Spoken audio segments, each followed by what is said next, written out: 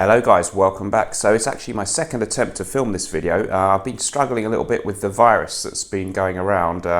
It's hit quite a few people in the Fragcom lately, and it looks like it's got to me now, and that of course is the virus of YouTube fragrance reviewer nonsense speak. Here's a few examples from my earlier attempts. This is a great versatile scent. It will never fail to disappoint. This one is a really likeable scent. It's very easy to please. I got quite a few compliments on this one, but I did get also one or two negative compliments.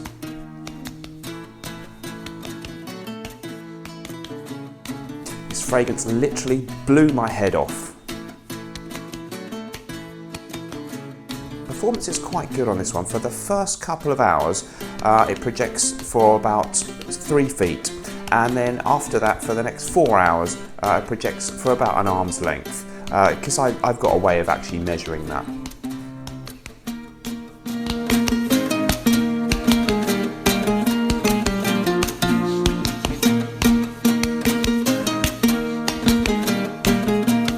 If you're interested to find out more about Gravitas Pour Homme, the fantastic fougere fragrance created by perfumer John Stephen for my brand, follow the link in the description to visit nortonandwilson.com.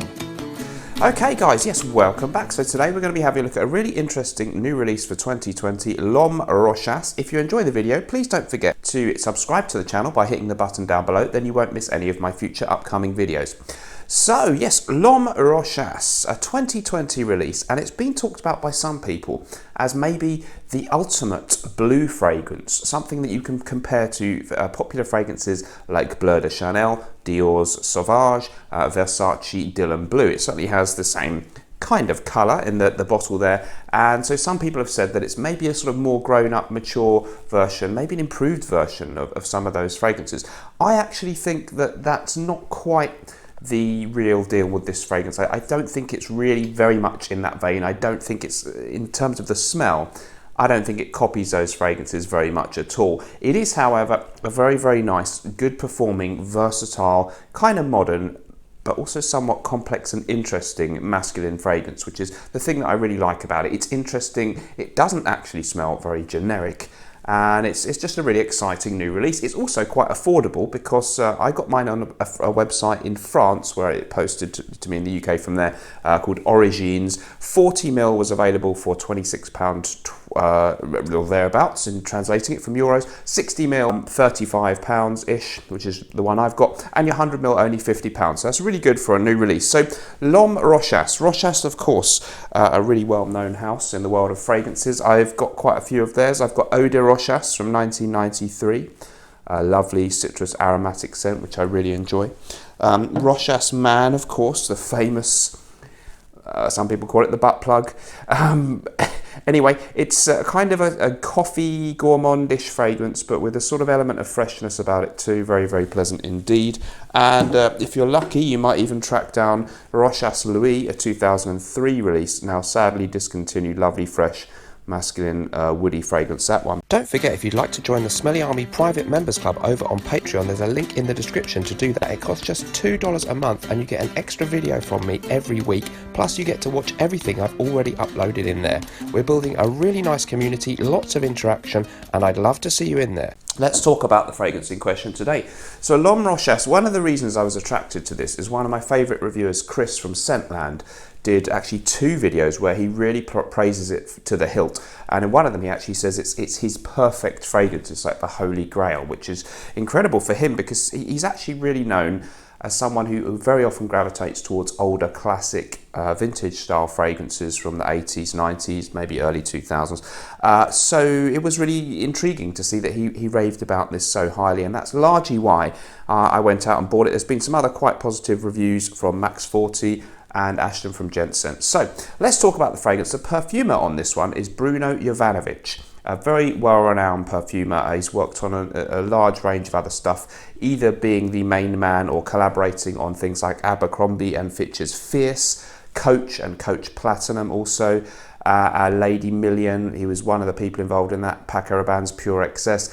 Also, very much just him as the perfumer was Monsieur from Frederick Malle and Dries van Noten, so two really prestigious niche fragrances that he created. So L'Homme Rochas, let's talk about the note listing for this. In the top, you've got blood orange, pineapple and cardamom. In the mid, it's juniper berry, geranium and basil, and the base notes are patchouli, moss and tonka bean. So a lovely, fresh citrus opening, but straight away there's more to it than that. I think I maybe pick up on some lavender. That's not a listed note, and it has a very kind of green herbal undertone, perfectly balanced with this undertone of sweetness. The opening doesn't have a particularly noticeable pineapple note if you're thinking about Aventus or anything like that.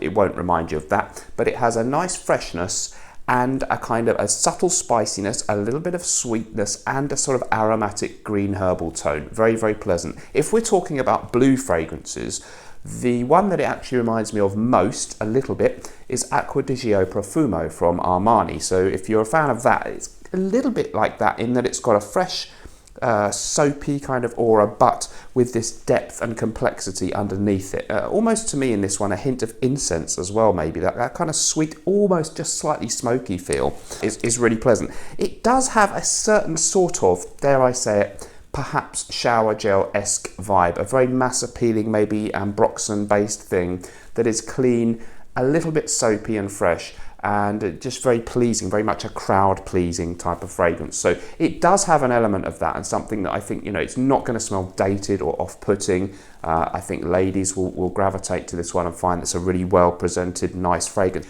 Somewhat mature, but can be worn by people of all ages in all circumstances. It's fresh to an extent, but not so much that you'd pigeonhole it as a summer fragrance. It's really a versatile, potential signature scent worthy type of fragrance for a good price. But it isn't just like so many other maybe generic things that are influenced by Dior's Sauvage. You know, it didn't remind me much of Versace's Dylan Blue, maybe Bleu de Chanel Parfum a little bit, or Eau de Parfum, the ones with a little bit more accent on the incense, a little bit of sweetness in the base. There's a kind of powdery feel with this one as well. Development, not massive, it's reasonably linear. The opening, a little bit more of an accent on the freshness, that nice juniper note. It gives this kind of almost, to me, a sort of blue berry-like feel to a fresh fragrance, which I really enjoy, as well as just the out-and-out lemony, bergamot type of stuff. There's a spiciness in the middle, a little bit of that kind of creamy cardamom, very, very pleasant. And that just develops a little bit so that when you go to the dry down, there's a little bit more of this kind of, if I can say, a soapy sweetness, a combination of soapiness and sweetness, maybe a little bit of lavender. Got some on my hand here, and the remnants of that twist of incense. So very, very pleasant and well created fragrance, nice packaging, everything about this is just really, really good. Maybe a bit safe, not massively out there in any direction. It's not a classic fougere.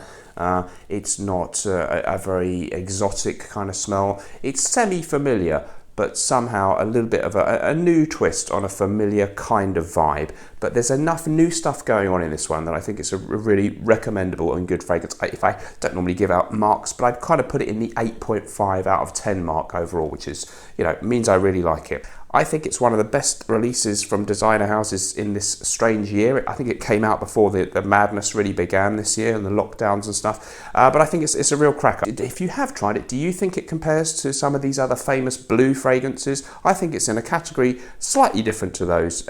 Very classy. So guys, let me know what you think about that in the comments below. Thank you ever so much for joining me. I'll see you in the next video. Remember, whatever you're doing in life, let's project. Bye-bye.